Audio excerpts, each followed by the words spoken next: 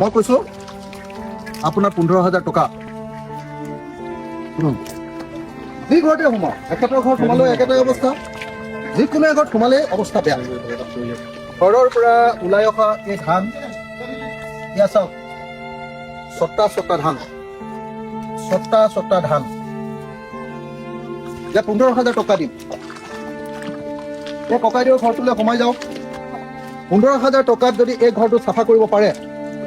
মুখ্যমন্ত্ৰী আমাক তেনেকুৱা লেবাৰ দিয়ক এয়া আছো জাজি লেফেৰা গাঁৱৰ গাঁওখন শইকীয়া চুক মৰা বজাৰ পঞ্চায়তৰ জাজি লেফেৰা গাঁৱৰ ৰাস্তাটো মই খোজকাঢ়ি গৈ আছো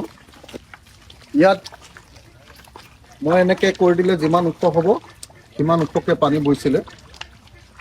সেইদিনা বৈ থকাৰ দিনা মই আহিছিলোঁ এইডোখৰতে আহি ৰৈ আছিলোহি ইমান ওখকৈ পানী বৈ আছিলে যি ঘৰতে সোমাও একেটা ঘৰত সোমালেও একেটাই অৱস্থা যিকোনো এঘৰত সোমালেই অৱস্থা বেয়া এতিয়া অসমৰ মুখ্যমন্ত্ৰীয়ে কৈছে 15,000 টকা দিম মই কৈছোঁ আপোনাৰ 15,000 টকা মই মানে মুখেৰে আৰু বেয়া শব্দ আৰু নকওঁ আৰু মানুহৰ ঘৰৰ অৱস্থা চাই লওক কি হৈ আছে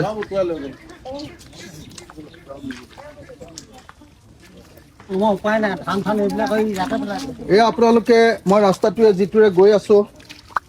এইটো আপোনালোকে চাওক এইটো হ'ল জাজি লেফেৰা গাঁৱৰ ৰাস্তা লেফেৰা গাঁৱৰ ৰাস্তাৰে মই গৈ আছো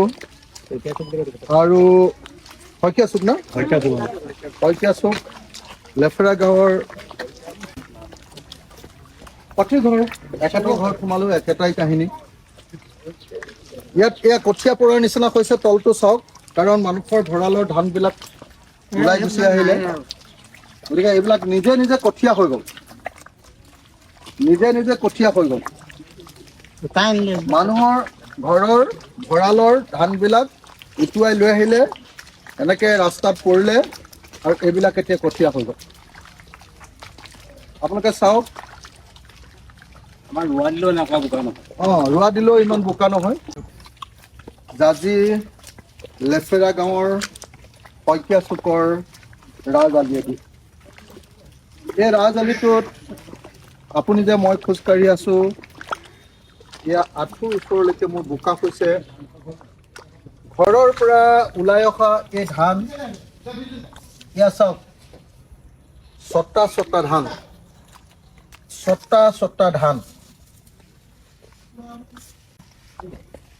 এয়া ছটা ধান ৰাস্তাত কঠীয়া গজি গৈছে ছটা ধানৰ কঠীয়া গজি গৈছে ছটা ধানৰ কঠীয়া গজি গৈছে এইবিলাক য'ত আপুনি তেনেকৈ টানি দিব খোজে তাতে 100টা ধান এয়া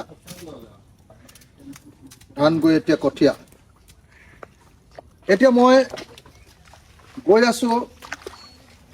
জাজি লেফেৰা গাঁৱেদি মৰা বজাৰ পঞ্চায়ত অসমৰ মুখ্যমন্ত্ৰীয়ে কৈছে যে 15,000 টকা দিম এই ককাইদেউৰ ঘৰটোলৈ সোমাই যাওক 15,000 টকাত যদি এই ঘৰটো চাফা কৰিব পাৰে মুখ্যমন্ত্ৰী আমাক তেনেকুৱা লেবাৰ দিয়ক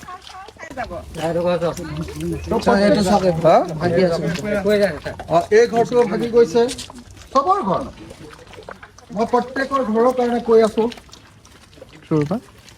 পৰিস্থিতি কি ভীষণ পৰ্যায়লৈ গুচি গৈছে